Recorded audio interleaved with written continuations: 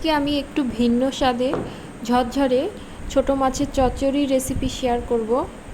করাটাও যেমন সহজ, খেতেও কিন্তু দুর্দান্ত হয়। চচ্চড়ি করার জন্য আমি সবজি নিয়েছি পটল, ঝিঙে, গাজর, বেগুন, আলু, সবগুলো সবজি ঝুরি ঝুরি করে কেটে নিয়েছি। যতটা ঝুরি করে কাটা যায় তত কিন্তু চচ্চড়িটা খেতে ভালো হবে।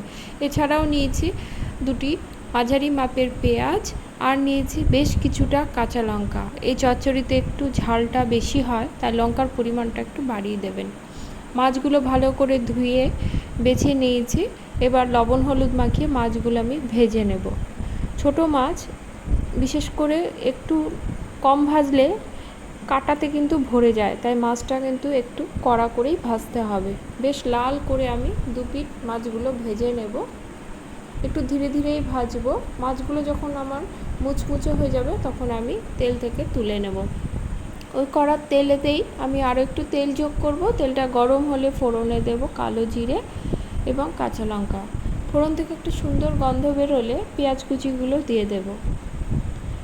পেঁয়াজগুলো দিয়ে কিন্তু লাল করে ভাজতে হবে না, পেঁয়াজটা মজে আসা পর্যন্ত পেঁয়াজগুলো আমি ভেজে নেব। পেঁয়াজটা আমার বেশ মজে এসেছে। এবার আমি এর মধ্যে ঝুরি করে কেটে রাখা আলুগুলো দিয়ে দেব। আলুটা একটু সময় লাগে, সেজন্য আমি আলুটা আগে দেব। আলুটা দিয়ে মিনিট দুয়েকের মতো ভেজে নেব। আলুটা আমার মোটামুটি ভাজা হয়ে গেছে। এবার আমি এতে গাজর কুচিটাও দিয়ে দেব। মিনিট খানিক নেড়ে নিয়ে আমি এর মধ্যে এক এক করে সব সবজি দেব। পটল, ঝিঙে, গাজর, যা যা সবজি বানিয়েছিলাম সবগুলো দিয়ে দেব। দিয়ে ভালো করে উপর নিচ করে নেব। গ্যাসের ফ্লেমটা কিন্তু মিডিয়াম টু লোতেই থাকবে। ভালো করে মিশিয়ে নিয়ে দিয়ে দেব 1 চামচের মতো হলুদ, আর দেব স্বাদ অনুসারে নুন আর হলুদটা দিয়ে ভালো করে মিশিয়ে নিয়ে ঢাকা দিয়ে 5 মিনিটের মতো রেখে দেব। 5 মিনিট পরে ঢাকা খুলে দেখে নেব, যেটুক জল ছিল সেই জলে কিন্তু সবজিটা অনেকটাই সেদ্ধ হয়ে গেছে।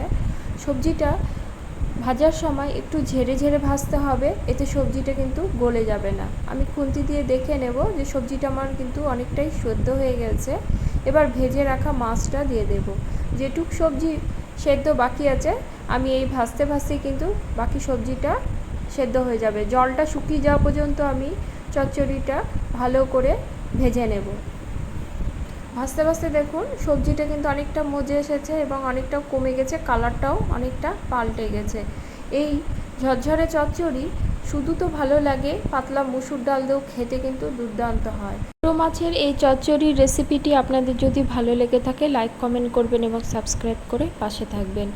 এই ছোটো মাছের চচ্চড়িটি করা কিন্তু খুব সহজ, খেতে কিন্তু সম্পূর্ণ ভিন্ন স্বাদের হয়। আমার রান্নাটি হয়ে গেছে, এবার গ্যাসের ফ্লেম অফ করে পরিবেশনের পালা।